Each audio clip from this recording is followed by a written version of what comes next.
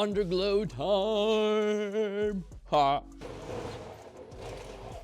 We're doing it again. We are gonna do the mod that all of you guys hate. That's right, we're installing LEDs on my 2011 WRX. We're putting some Underglow on there.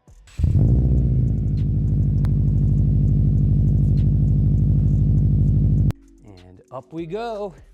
Quick jacks to the rescue on this thing. Let's lay out all the lights. One, gotta untangle them first. That's what I get for playing with them. 2, 3, this is the front because it's short, and 4. This is the long one that goes in the back. Let's see how this mounts.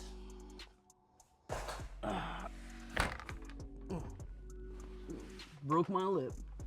Let's install the other one. Everything's just held on with zip ties. All right, they're all bolted in. Now time to wire. Well, that took longer than it should. We've got all of our wires here.